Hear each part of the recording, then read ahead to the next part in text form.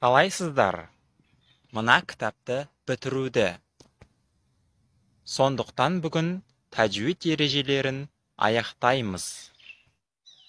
Бүгінгі тақырып таауз бен тәсмия. Таауз дегеніміз «А'узу биллахи минаш-шайтонир раджим» деп айту. Бен дегеніміз өзге ғаламшарлық амнитрикс сағаты арқылы 10 түрлі қаһарманға айнала алатын бала. Тәсмия дегеніміз Бисмиллахир-рахманир-рахим деп айту. Құран оқып бастаған адам үшін таауізді айту мұстахаб, ал тәсмияны айту сүннет. Назарларыңызға рахмет. Соңы қалай оқылады? Бисмиллахир-рахманир-рахим деген сөздің. Осы туралы қарастырайық. Егер де тәсмияны одан кейін келген сүремен қосып оқысақ, онда Бисмиллахир-рахманир-рахим сөзінің соңы кәсрамен оқылады.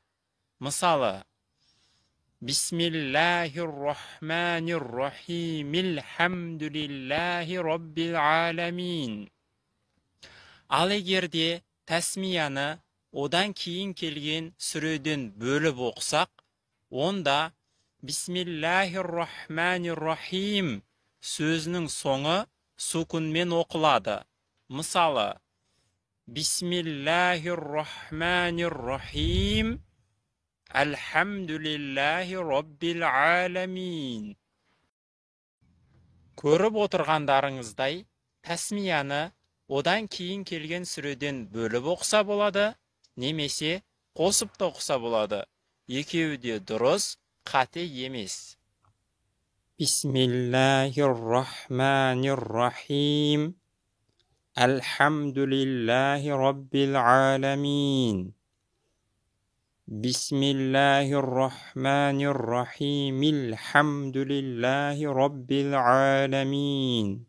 Алайда, әдеп тұрғысынан Бисмиллахир-рахманир-рахим сөзін мына 11 сүренің басында қосып оқыған дұрыс, ал мына 9 сүренің басында бөлек оқыған дұрыс, ал қалған сүрелердің басында қосып оқыса да, бөлек оқыса да оқасы жоқ. Енді осы айтылғандардың бәрін кітаптан оқып көрейік. Қазір кішкене сабыр сақтаңыздар. Бұл біздің соңғы сабақ болғандықтан, қазір егжей-тегжейлі кітаптан оқып көрейік. Ал кеттік.